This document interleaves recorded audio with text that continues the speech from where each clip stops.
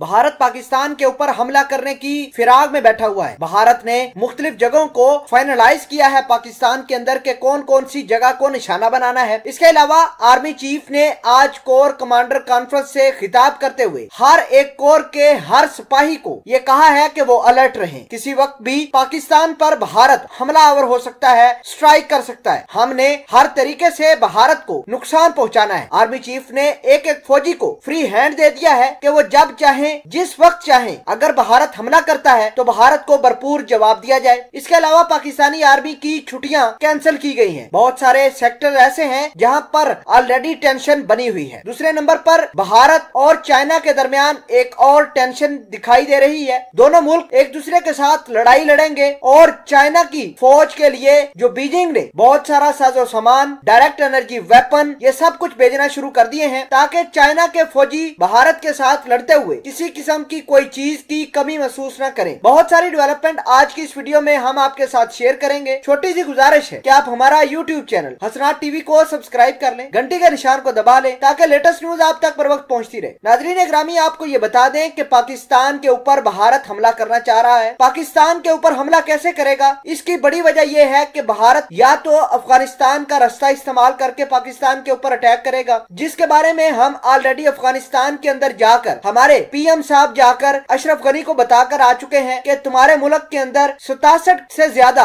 भारत की एजेंसियों के ट्रेनिंग कैंप हैं, उनको पकड़ो। अगर नहीं पकड़ते हो तो पाकिस्तान अफगानिस्तान के अंदर मौजूद भारतीय ट्रेनिंग कैंपों को तबाह बर्बाद कर देगा। दूसरे नंबर पर बड़ी बात यह है कि भारत पाकिस्तान के अंदर से ही स्लीपर सेल का इस्तेमाल करके पाकिस्तान के ऊपर हमला कर सकता है। नाजरीन ग्रामी, जैसा कि आपको पता है कि गिलगित बल्तिस्तान के अंदर इलेक्शन हुए और गिलगित बल्तिस्तान के इलेक्शन में पहली मर्तबा लोग बाहर निकले और लोगों ने तशद्दुद करना शुरू कर दिया। पुलिस और रियासत और आवाम को लड़वाया गया और ये पूरी की पूरी एक प्लानिंग थी जिसके तहत भारत ने अपना काम रचाया। अब बड़ी बात और अहम खबर ये है कि भारत ने पाकिस्तान की सरहद के ऊपर अटैक करना है। इस वजह से भारत ने अपने राफेल और कुछ अमेरिका के ड्रोन लाकर पाकिस्तान की सरहद पर छोड़ना शुरू कर दिए हैं। वो ड्रोन लगातार पाकिस्तान की टेरिटरी की तरफ बढ़ रहे हैं और पाकिस्तान भी उधर अलर्ट है। आज जनरल कमर जावेद बाजवा ने कोर कमांडर कॉन्फ्रेंस की मीटिंग से खिताब करते हुए ये कहा कि फौजी अलर्ट रहे। उनको फुल हैंड आर्मी को मिल गया है कि जब चाहे जिस वक्त चाहे अगर भारत किसी किस्म का कोई एग्रेशन करता है तो भारत को भरपूर जवाब देना है। नाजरीन ग्रामी, दूसरी जानब बड़ी अहम खबर यह है कि चाइना और भारत के दरमियान जंग होने वाली है। चाइना की जो मिलिट्री और सेंट्रल कमांड है उसने लद्दाख के ऊपर अपने फौजियों को प्रोटेक्ट करने और उनको साजो सामान भेजने के लिए सारे अहम इकदाम